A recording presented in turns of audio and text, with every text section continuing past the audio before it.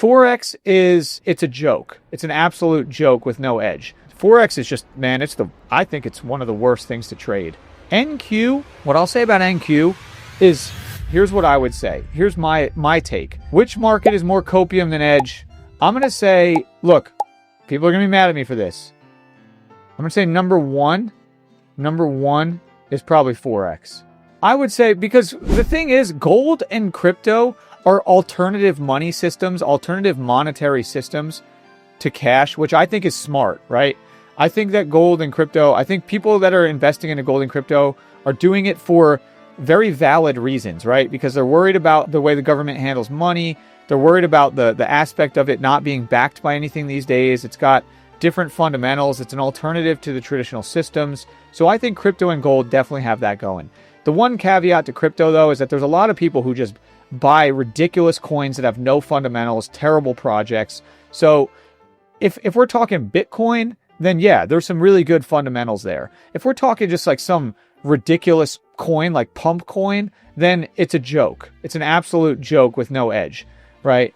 Forex is, I mean, most Forex traders will tell you it's hard to be profitable long term because of all the janky spread, the way the leverage works, like just the way that it goes. Like banks can do stupid things. Like Forex is just, man, I think it's one of the worst things to trade. That's just my opinion. Look, that's just my opinion. You can take that for what it's worth. NQ, what I'll say about NQ is NQ does have some fundamentals, right? Like if you're really into the tech stocks and you really follow it, there's some good stuff there. You can trade NQ effectively. I just think a lot of people though are because of the whole like prop firm full port thing that people have been talking about, that's making NQ like the equivalent of the people who try to trade YOLO meme coins on crypto. It's not really the way to do it. I actually think crypto trading is pretty great. Now, I will say this, gold actually has some real utility and value, whereas crypto really kind of is just propped up by people choosing that it's valuable. There is stuff that goes into Bitcoin, but you know how it goes. Yeah, I agree, man. I think there's some challenges there because it really is based on just if people think it's worth something, right? If people think all that energy that goes into it is worth something. And I am a Bitcoin holder. I've been in crypto since 2017 when I started trading. I trade it longer term. I trade it more like a swing trader long term. I don't day trade it anymore. I used to day trade it. It used to be kind of fun day trading the futures markets, but it's so annoying because with like Bitcoin futures, it's like you can't really trade it from the US on these exchanges. There's all these stupid restrictions and requirements. It's just annoying.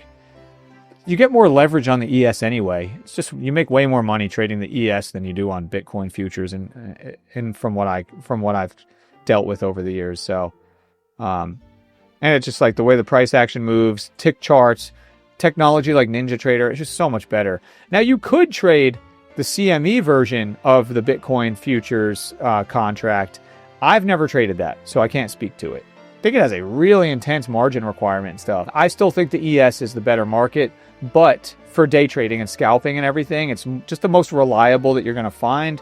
But you know what? There's money to be made trading Bitcoin futures. I've done it for years. So I just don't do it anymore. Now I just trade Bitcoin on a more longer term portfolio type style, swing trading, all that.